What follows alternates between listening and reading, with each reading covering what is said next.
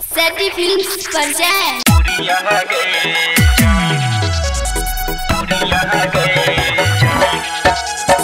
कंचन इब्राहिमपुर।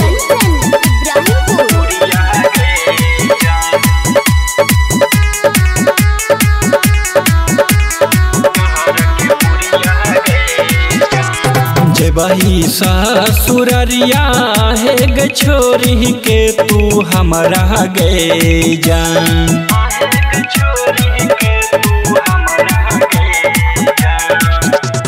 जे वही ससुररिया है ग छोरी के तू हमारा गे जान।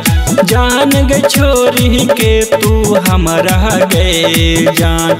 जान गे जाई से पहले देख के जई है जहरिया गे जान। जान गे जाई से पहले देख के जई है जहरिया गे जान। है गई अपना जान से ज्यादा तोरा रखई रहियो खयलिया गे जान। जान गई रखई रहियो खयलिया गे जान। जान गे हमरा छोड़ के जाई छे कौन नगरिया गे जान।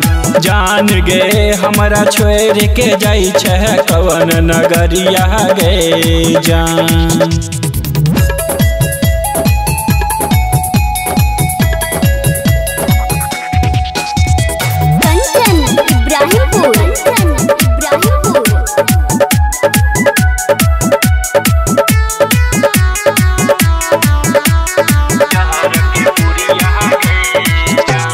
प्यार तू हमारा से कैलही केकरो और से करबे सदिया गे जान।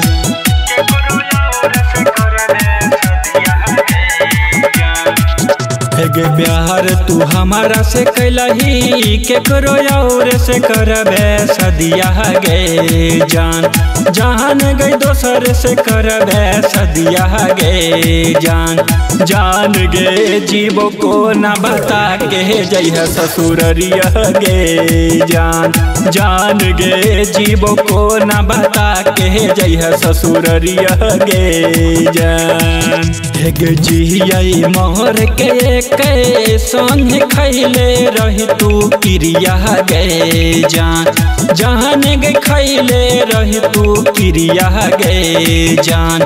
जान गे जाई से पहले दे दे जहर के पुरिया गे जान।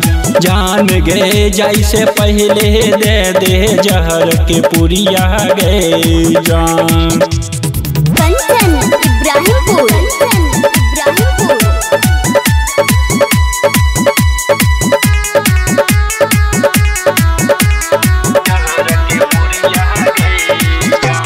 दोसरा नाम के मेहंदी लगा के दिलबा हमर तोरल है गे जान।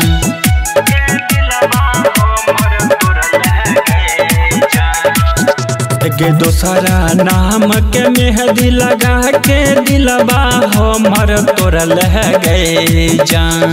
जान गई दिलबा हमर तोरल है गे जान। जान गे कलियो को न कसूरबा बताई दे तू हमारा गे जान। जान गे कलियो को न कसूरबा बताई दे तू हमारा गे जान।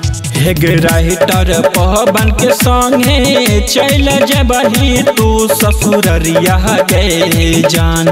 जान गे जइबी ससुररिया गे जान। जान गे गायक दिलीप के दिल पर मार के छुरिया गे जान। जान गे गायक दिलीप के दिल पर मार के छुरिया गे जान।